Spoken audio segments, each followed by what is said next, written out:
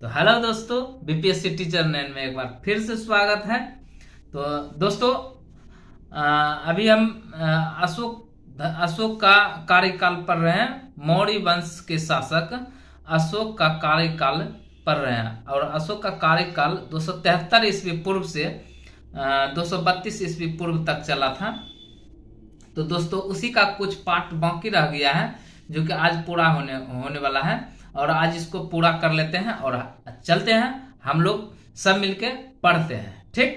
और ध्यान से वीडियो को सुनते रहिए। हाँ, वीडियो को लास्ट तक अंत तक जरूर देखिए दोस्तों, तभी आपको समझ में आएगा। और क्वेश्चन जरूर कहीं ना कहीं क्वेश्चन जो है आपको इम्पोर्टेंट ही क्वेश्चन दिया जाएगा। जो भी क्वेश्चन पढ़ा रहे हैं, जो भी क्वेश्चन पढ़ते हैं हम लोग मिलके, तो इम्पोर्टेंट ही क्वेश्चन पढ़ते हैं जो कहीं ना कहीं किसी न किसी एग्जाम में टच करता है। और जब टच करता है तो ये पढ़ा हुआ रहता है, तो फिर हमें आसान हो जाता है क्वेश्चन को हल करने में। ओके दोस्तों, तो ज्यादा समय नहीं लेते हुए हम चलते हैं इतिहास की दुनिया। मौर्य वंशीय शासक अशोक के कार्यकाल का इतिहास जानते हैं। ओके दोस्तों, तो दोस्तों वीडियो अंत तक देखते रहिए और कैसा लगा हमें कमेंट में और जरूर बताइएगा, ठीक। तो अब हम अपने सिलेबस की ओर चलते हैं। फिर आज जो है, आज का चैप्टर है, नेक्स्ट टॉपिक जो चल रहे हैं, आज का नेक्स्ट टॉपिक है अशोक का धम। अशोक का धम, तो इसी में दोस्तों अशोक का धम जो है, इसके बारे में कहा गया है कि अशोक ने धर्म का प्रतिपादन जो किया था और धार्मिक शिक्षाएं न होकर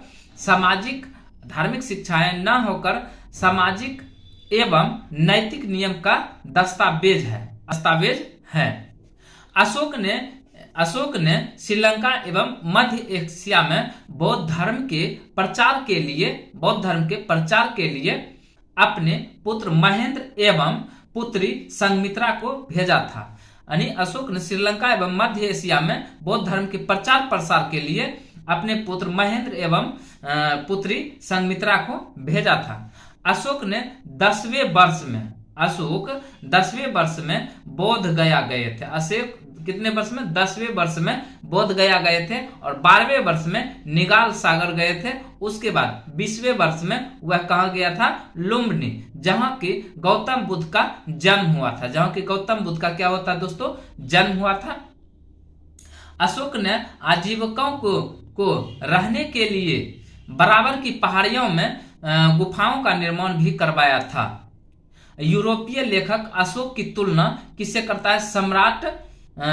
अशोक की तुलना जो करता है रोमन सम्राट कॉन्स्टेंटाइन से किया है। यूरोपीय लेखक अशोक की तुलना रोमन सम्राट कॉन्स्टेंटाइन से किया है।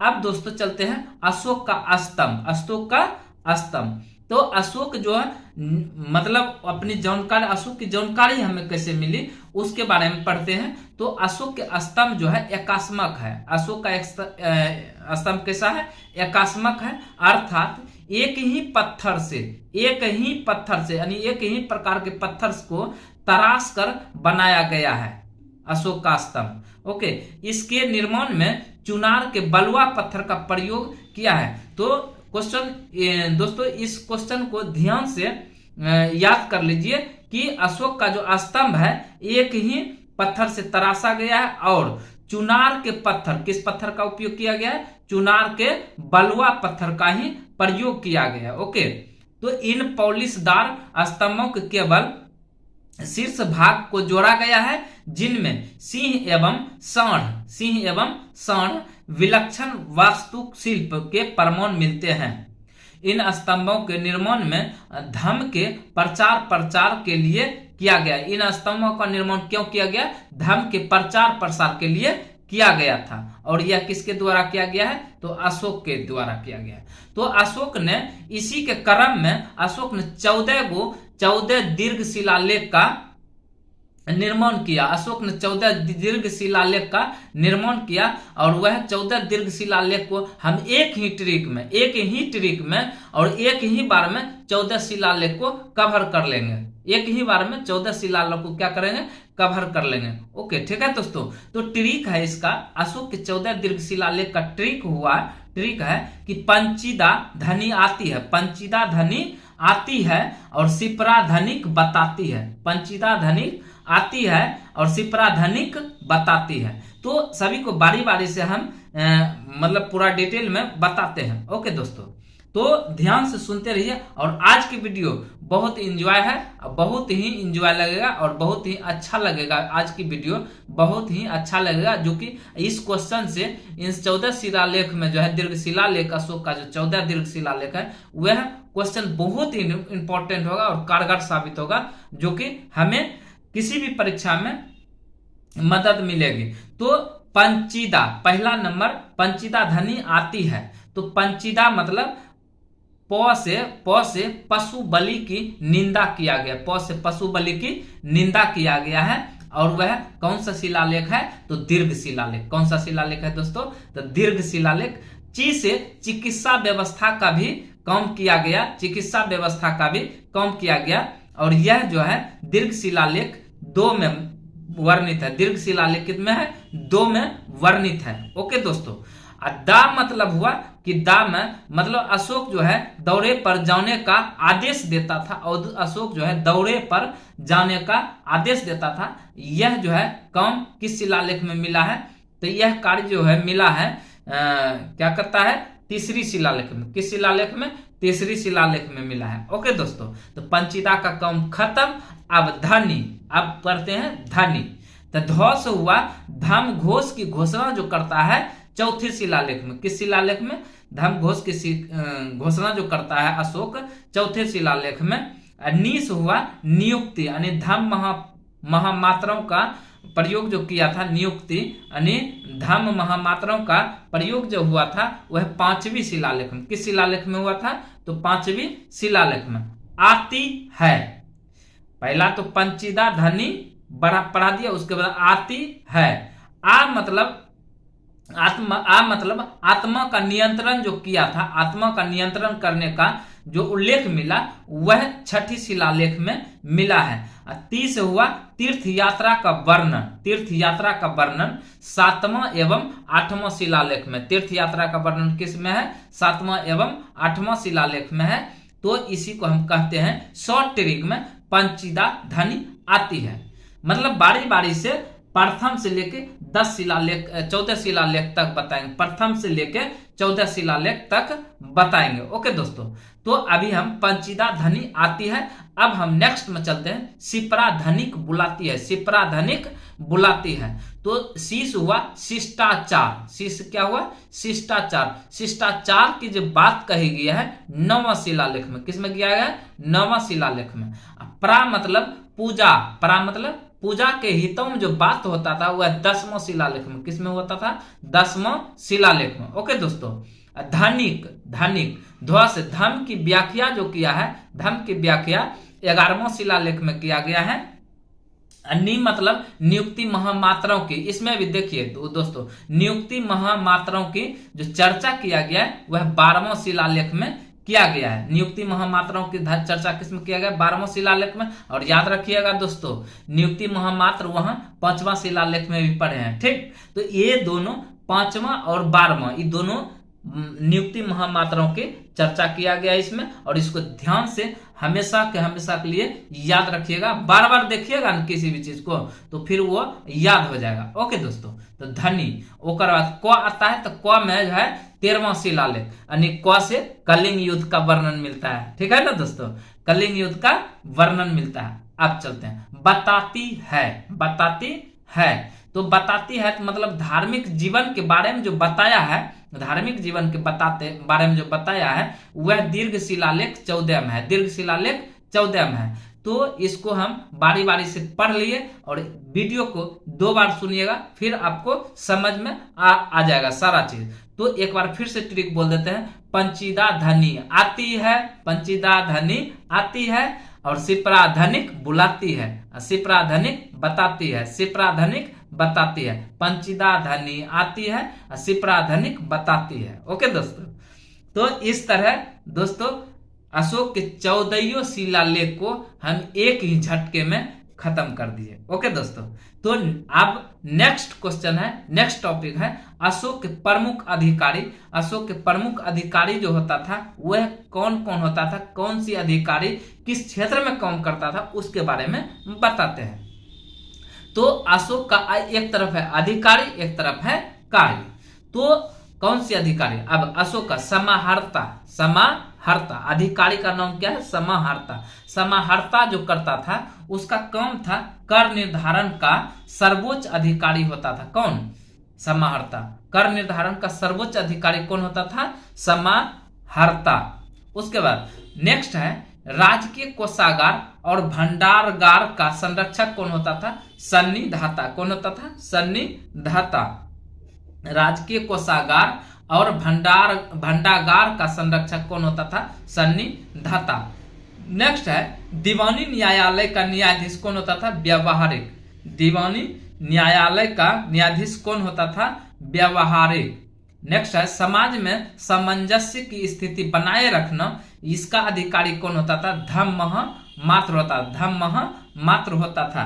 नेक्स्ट टॉपिक है सीमावर्ती क्षेत्रों में धर्म प्रचार करने वाले अधिकारी को क्या कहते थे, तो अंतःमहामात्य, अंतःमहामात्य।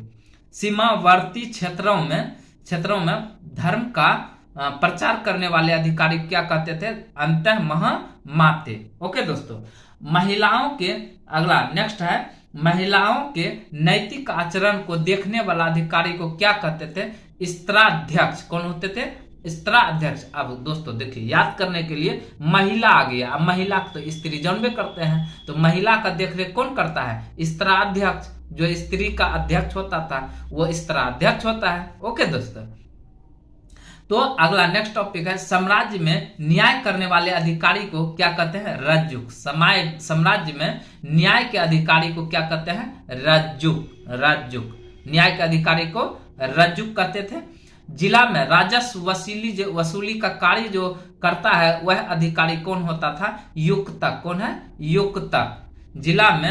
जिला में राजस्व वसूली का कार्य करने वाले अधिकारी क्या कहते हैं, युक्तक। उसके बाद फौजदारी न्यायालय का मुख्य न्यायाधीश कौन होता है, प्रादेष्टा। फौजदारी न्यायालय का मुख्य अधिकारी न्यायाधीश कौन होता है, प्रादेष्टा। नेक्स्ट टॉपिक है गुप्तचर विभाग का प्रधान कौन होता है, तो महामात्य परसर्प, महामात्य परसर्प। ओके दोस्तों, अब आगे चलते हैं। अशोक का जो एक पुत्र हुआ था दशरथ, अशोक का एक पुत्र होता था दशरथ, तो दशरथ जो है अशोक का पुत्र होता था। ओके, दशरथ के शासन काल में गया बिहार में स्थित नागा अर्जुन पहाड़ी पर आजीविकों के निवास के लिए क्या किया, 3 गुफाओं को बनाया। कितने गुफा, 3 गुफा को बनाया। कौन, राजा दशरथ। और राजा दशरथ अशोक का पुत्र था। राजा दशरथ ने भी अशोक की भांति देवनामप्रिय की उपाधि धारण किया था। याद रखना, देवनामप्रिय किसको कहते हैं, अशोक को, और प्रियदर्शी भी किसको कहते हैं, अशोक को। और राजा दशरथ भी अशोक की भांति देवनामप्रिय का उपाधि धारण किया था। ओके दोस्तों, तो एक बार फिर से रिपीट कर लेते हैं जल्दी जल्दी ताकि याद हो जाए क्वेश्चन। ओके, और वीडियो को 2 बार 3 बार जितना बार हो सके देखिए, जब तक याद ना हो उसको बार बार देखिए और आपको कहानी याद हो जाएगा। ओके दोस्तों, आज का वीडियो जो है बहुत इंपॉर्टेंट है, बहुत इंजॉयफुल है, तो आप लोग बने रहिए और इंजॉय लेते रहिए और पढ़ते रहिए। तो फिर से रिपीट करते हैं, अशोक धाम किसके बारे में, अशोक के धाम के बारे में पढ़ रहे हैं। अशोक ने धर्म का प्रतिपादन किया और धार्मिक शिक्षाएं न होकर अशोक एवं नैतिक नियम का दस्तावेज है। अशोक ने श्रीलंका एवं मध्य एशिया में बौद्ध धर्म के प्रचार प्रसार के लिए किसको भेजा, अपने पुत्र महेंद्र और अपनी पुत्री संघमित्रा को भेजता है। अशोक 10वें वर्ष में कहाँ गया था, 10वें वर्ष में जो गया था बोध गया था, और 12वें वर्ष में निगाली सागर की यात्रा करता है, और 20वें वर्ष में कहाँ चल जाता है, लुम्बिनी, जहाँ बौद्ध गौतम बुद्ध का जो जन्म हुआ था वहां चला जाता है। कौन, 20वें वर्ष में कौन, अशोक ने आजीविकों के रहने के लिए बराबर की पहाड़ियों में क्या बनाता है, गुफाओं का निर्माण कराता है, किसको, आजीविकों को रहने के लिए। ओके, तो तो यूरोपीय लेखक अशोक की तुलना जो करता है, यूरोपीय लेखक अशोक की तुलना करता है वह रोमन सम्राट कॉन्स्टेंटाइन से करता है। ओके दोस्तों, अशोक के धम, अशोक के धम। नेक्स्ट टॉपिक है अशोक के धम। तो अशोक के स्तंभ एकास्मक है, अशोक के स्तंभ, सॉरी, अशोक के नेक्स्ट टॉपिक है अशोक के स्तंभ। कौन सा है? अशोक के स्तंभ। तो अशोक के स्तंभ क्या है? एकास्मक है। अशोक के स्तंभ क्या है दोस्तों? एकास्मक है, अर्थात एक ही पत्थर से तराश कर बनाया गया है, एक ही पत्थर से तराश कर बनाया गया है अशोक के स्तंभ को। और उसमें कौन सा पत्थर लगा है? तो चुनार का बलुआ पत्थर का इस्तेमाल किया गया है। और इन पॉलिशदार पत्थर को स्तंभ के लिए केवल शीर्ष भाग को ही जोड़कर बनाया गया है, जिनमें सिंह एवं सांड विलक्षण वास्तु शिल्प के प्रमाण है। ओके दोस्तों, तो इन स्तंभों का निर्माण धर्म के प्रचार के लिए किया गया है। किसके प्रचार के लिए? धर्म के प्रचार के लिए। तो अशोक के इनमें से अशोक के जो है 14 शिलालेख का निर्माण किया गया और इन 14 शिलालेख को एक ही ट्रिक में झटकों में खत्म कर देते हैं और 1 से उठाते हैं और 14 तक हम पहुंच जाते हैं। तो उसका ट्रिक है कि पंचिता ध्वनि आती है, पंचिता ध्वनि आती है और शिप्रा ध्वनिक बताती है। पशु बलि की निंदा शिलालेख प्रथम में, शिलालेख प्रथम, पशु बलि की मतलब चर्चा निंदा जो किया गया है शिलालेख प्रथम में, ठीक। उसके बाद ची से चिकित्सा व्यवस्था किया है शिलालेख दूसरा में। उसके बाद दा से दौरे पर जाने का जो आदेश देता था वह तीसरा में देता था। उसके बाद ध्व से धर्म घोष की घोषणा जो करता था चौथा शिलालेख में करता था। ओके, नी से नियुक्ति यानी धर्म महामात्राओं की नियुक्ति जो करता था 5वीं शिलालेख में। किसमें? 5वीं शिलालेख में। ओके दोस्तों, उसके बाद शिप्रा ध्वनिक बुलाती है। सी से शिष्टाचार की व्यवस्था जो किया गया था 9वां शिलालेख में किया गया था। ओके दोस्तों, सॉरी, ध्वनि हो गया। उसके बाद आती है आस हुआ आत्मा नियंत्रण, छठा शिलालेख, आत्मा नियंत्रण छठा शिलालेख। उसके बाद ती से हुआ तीर्थ यात्रा का वर्णन जो करता है वह 7वां एवं 8वां शिलालेख में करता है। उसके बाद शिप्रा ध्वनिक बताती है शिप्रा। शीश हुआ शिष्टाचार 9वां शिलालेख में है। प्रास हुआ पूजा के हितों में बात करना 10वां शिलालेख। ध्वस हुआ धर्म की व्याख्या जो करता है 11वां शिलालेख में। निस हुआ नियुक्ति महामात्राओं की व्यवस्था जो करता है 12वां शिलालेख में। उसके बाद 12वां क्वस हुआ कलिंग युद्ध का वर्णन जो करता है 13वां शिलालेख में। कलिंग युद्ध का वर्णन 13वां शिलालेख में बताती है। धार्मिक जीवन बताने में किसका उपयोग करते हैं? तो 14वां शिलालेख का प्रयोग किया गया है और 14वां शिलालेख में बताते हैं धार्मिक जीवन के बारे में। ओके दोस्तों, तो नेक्स्ट टॉपिक है अशोक के प्रमुख अधिकारी, जिसमें एक अधिकारी और दूसरा था उसका कार्य। तो कौन सा कार्य कौन सी अधिकारी करता है उसके बारे में चलते हैं। तो कर निर्धारण का सर्वोच्च अधिकारी जो होता था वह समाहर्ता होता था। कौन होता था? समाहर्ता। राजकीय कोषागार और भंडागार का संरक्षक कौन होता था? सन्निधाता। राजकीय कोषागार और भंडागार का संरक्षक कौन होता था? सन्निधाता। दीवानी न्यायालय का न्यायाधीश होता था व्यावहारिक। दीवानी न्यायालय का न्यायाधीश कौन होता था? व्यावहारिक। समाज में सामंजस्य की स्थिति बनाए रखना इसका कौन होता था? धर्म महामात्र। सीमावर्ती क्षेत्रों में धर्म प्रचार करने वाले अधिकारी को क्या कहते हैं? तो अंत महामात्य। ओके दोस्तों, महिलाओं के नैतिक आचरण को देखने वाले अधिकारी को कहते हैं स्त्रा अध्यक्ष। तो महिला का बता दिया है, महिला कौन होता है? स्त्री का जो देखरेख करता है वह स्त्रा अध्यक्ष कहलाता है। साम्राज्य में न्याय करने वाले अधिकारी को रज्जुक कहते थे और जिला में राजस्व वसूली का कार्य जो करता था वह युक्तक होता था। फौजदारी न्यायालय का मुखिया न्यायाधीश को प्रादेष्टा कहते हैं और गुप्तचर विभाग का प्रधान जो होता था महामात्य प्रसर्प कहते हैं। तो अशोक का एक पुत्र हुआ था दशरथ। कौन होता? दशरथ। दशरथ जो है अशोक का महान पुत्र था, सबसे शक्तिशाली पुत्र था दशरथ। और यह दशरथ जो है दशरथ के शासन काल में बिहार में स्थित नागार्जुन पहाड़ी पर, किस पहाड़ी पर? नागार्जुन पहाड़ी पर। और अशोक जो किया था बराबर की पहाड़ी पर, किसको? आजीविकों को रहने के लिए। लेकिन यह दशरथ जो है बिहार में नागार्जुन पहाड़ी पर आजीविकों को रहने के लिए 3 गुफा का निर्माण किया था। कितने गुफा दोस्तों? 3 गुफा का निर्माण करता है। ओके दोस्तों, तो दशरथ ने भी अशोक की भांति देव नाम प्रिय की उपाधि धारण किया था। अशोक ने भी दशरथ की भांति देव नाम प्रिय की उपाधि धारण किया था। आज तक दोस्तों इतना ही, ज्यादा समय नहीं लेते हुए अगर आपको आज की वीडियो अच्छी लगी तो दिल से दोस्तों वीडियो को शेयर करिए और लाइक करिए। ओके दोस्तों, वीडियो को दिल से शेयर करिए और लाइक करिए। हाँ, अपने दोस्तों को कहना मत भूलिए, अपने दोस्तों को भी बताइए इस चैनल को सब्सक्राइब करने, तभी आप में हम जान ला देंगे। मेरा नाम है नयन और बीपीएससी टीचर नयन, इसको भूलिएगा नहीं। कहिएगा इस पे अपने दोस्तों को, इसको सब्सक्राइब करो और मजे ले लेकर पढ़ना है। ओके दोस्तों, तो आज का वीडियो कैसा लगा कमेंट में जरूर बताइएगा। तो ज्यादा समय नहीं लेते हुए अब चलते हैं ठीक है दोस्तों, कल का जो है, कल का अलग टॉपिक आएगा, कल का नेक्स्ट टॉपिक जो आएगा वो मैं आज पीडीएफ फिर बनाऊंगा कल का जो आएगा, कल के लिए।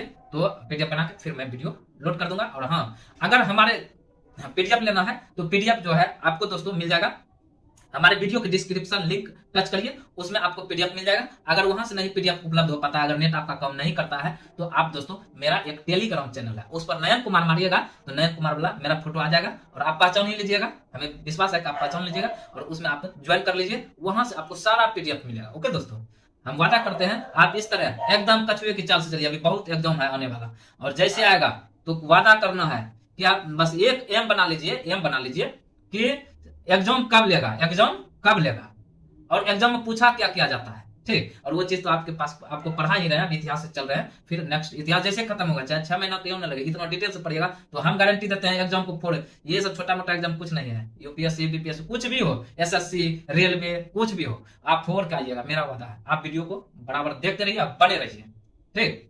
तो चलते हैं दोस्तों, अब ज्यादा टाइम नहीं लेते हुए, टाइम हो चुका है, ठीक है दोस्तों, चलते हैं, आपसे विदा लेते हैं। जय हिंद, जय भारत। Okay, thank you.